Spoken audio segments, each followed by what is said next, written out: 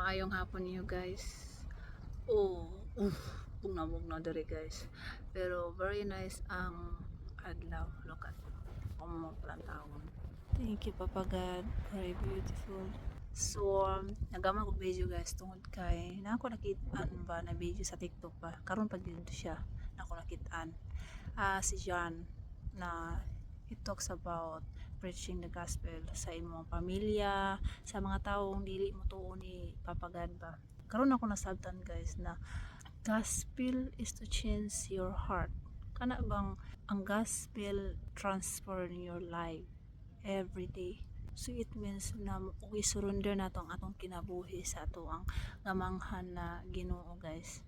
Sa akong na-learn pa sa mga pastor, even din karong nakita na ko na si John, na nice kay iyang message ba na kung saan pag-pray sa gospel, kung ang imuha pong the way ka mag-share sa gospel sa laing tao, especially sa imong pamilya, is dili mo nila makita ang imong kabaguhan, walay changing sa imong kagalingon ba. Pag-share og gospel guys is kana makita nila ba na changing imuhang kagulingon. Example kani si Ana dili may ngani iyang batasan sa una na bag-o lagi siya nalagi change iyang kaguling ana ba guys.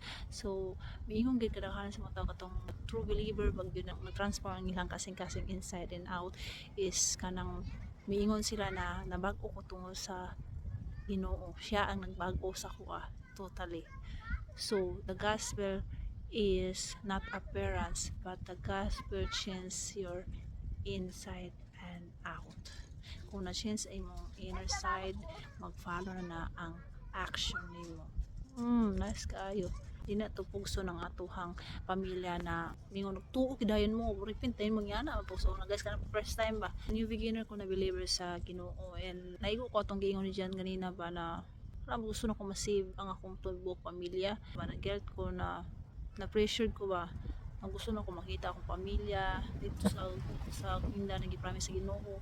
So ingon si Jan na kailangan na transformation sa imong kagalingon and the second is ang Ginoo ra magyan maglihok dili kita kay tawo ra man ta. So ihatag surrender na sa Ginoo tanan.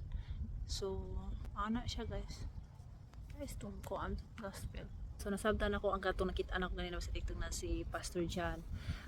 Nice kay siya na message ba guys kay mao ang daghan kay mga tao karon atong generation na masuko sila, maglagot sila pag nakadungog sila gospel ba guys. Kay mao kay tungod kay pugson man sila kabang instead na i-preach ang gospel na kindness ba, mag-show kindness, kana bang humble ay pugson man sila na kana bang mo repent dayon mo din mo tuo dayon mo kay now di mo tuo di mo repent ay pas mo adtong impierno mura gi-judge na sila diretso ba. So mong ang ilang kasing-kasing instead na moduo sila sa Ginoo ang katunon nag-share og gospel mao may hinduot nila palayo sa Ginoo. Nasabtan na nako guys kay guilt pug ko usahay kana bang mo share ko gospel sa mga tao na kani mali na imong gikuan nala kana mao man ako nabasa sa kuan ana ba. Gospel it means guys is kanang makita sa mga tao na nakay kabaguhan sa sunod na dili na kapare sa una na makita nila na bag-o na ka tungod sa na anak kay Kristo sa imong kasing-kasing ana na siya mo na ang meaning sa gospel. To preach the gospel is to first change your heart inside. Sa pinagig ka importante na gi-preach sa Ginoo guys sabton ang iyang Biblia nakapokus gid guys sa kasing-kasing kanang imong action may mag-reveal sa imong siswa sa imong kasing-kasing. So importante gid guys ang condition sa tong kasing-kasing. So mao na ang tinuod na gospel.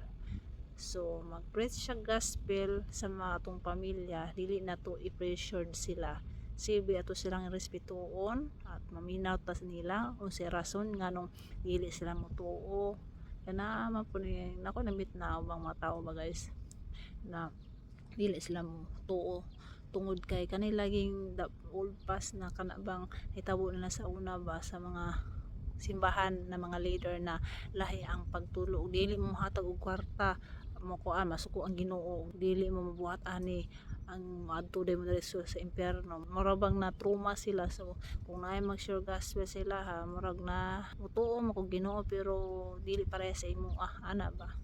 So kailangan nato na kung mag-preach ng gospel dapat is nantaw sa nato ang atong kondisyon sa atong heart. Mga tana sa Ginoo, mga itaniya og kanang guidance kung tama ba atong gibuhat. Ana siya guys. Gospel is to change your life. Kay gospel is a good news and also the bad news. Ano siya guys?